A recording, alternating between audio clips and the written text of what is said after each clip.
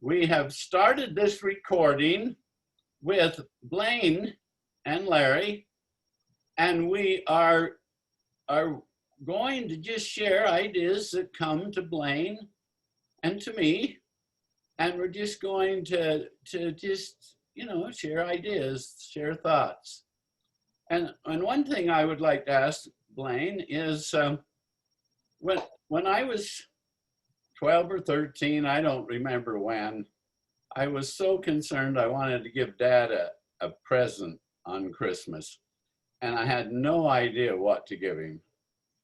And then all of a sudden, I thought of milking the cows for him on Christmas morning.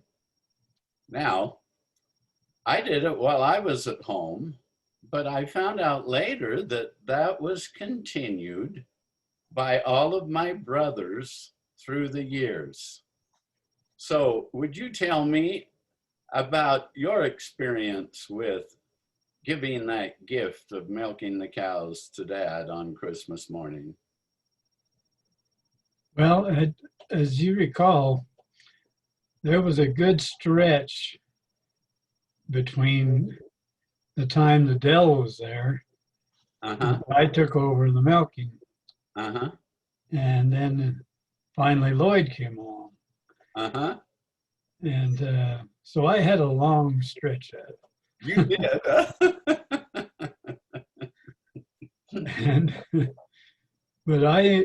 So every time that came around, it was so easy to get up. Oh, wow. Because it was the excitement. Yes, that's what it was for me. Yeah. Yeah. I mean, think of Dad getting up a lot earlier than we had to get up to get. Oh, yeah. To the breakfast, on Christmas morning. But it was always exciting to do that, and always so graciously received. Yes. When we came in the door, It was a special thing, wasn't it? It really was. Right, the excitement inside. It wasn't hard to get out of bed. In fact, you kind of had to hold yourself in if you wanted to get out earlier. You didn't want to milk the cows too quick. Yeah. Yeah, I remember the first year I did get them finished early, and so I decided to do all the feeding that morning too before I went in. Yeah, that was wonderful experiences. Yeah. So as we've mentioned this, as we've talked about this one, what other ideas have kind of come to you that were exciting? Well, I think of the times when we would go around and help others with their hay. Oh, okay. All right. And you remember old Lincoln Feller? He was the guy who did custom baling all over the ranch. And he would go from ranch to ranch, and one of the things we would do every year is we'd go to his ranch, and it went up and down hills. Oh, really? It wasn't an easy place to grow hay. All right.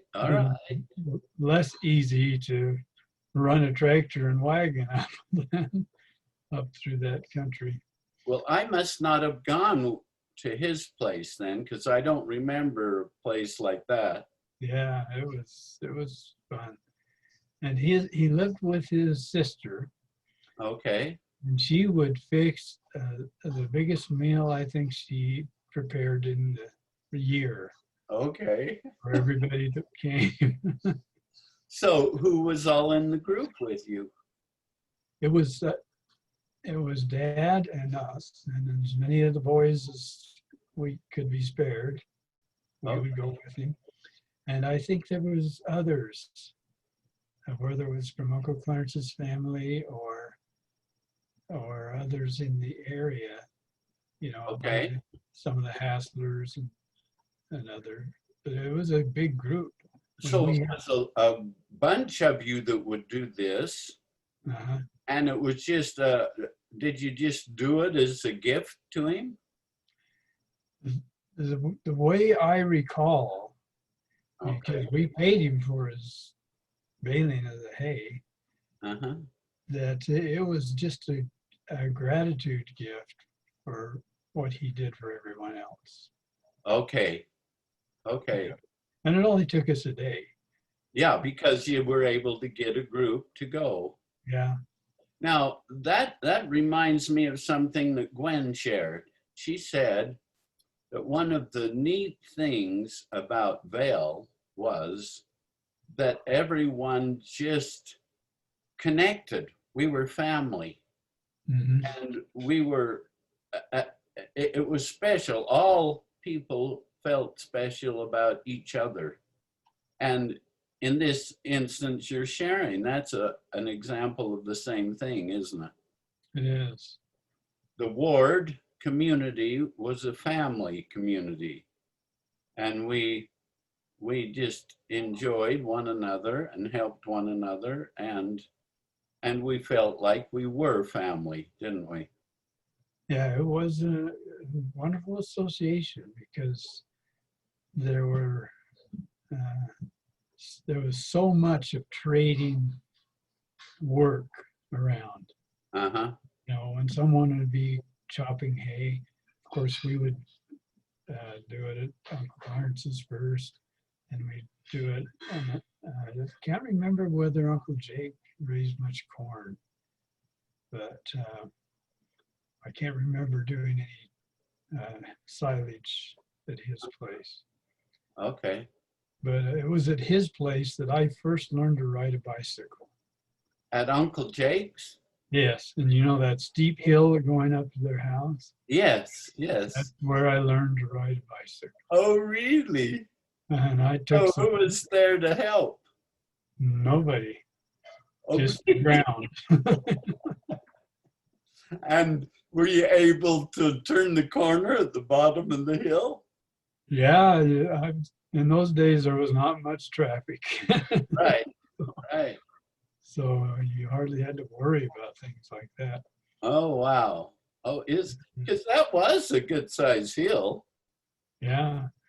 One day I was over there and we were playing, and Gary and Dell and Keith were in Gary's room, and he was doing all kinds of work with electronics. Oh, yes, he was. That was his love. He said, hey, come over here. And he says, I'm going to give you this wire, and you take it over there and touch that dog. So I was as innocent as could be.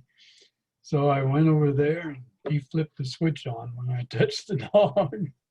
And you should have heard that poor dog yelp. Oh, wow. And Ruth came out, and of course I was the culprit. There I was. Oh. But she quickly followed the wire to the window. Yeah. No one was there at that moment. Oh, okay. All right. So they got called to task. Well, we're almost to the end of the first 10 minutes. So I'm going to close this one down right now.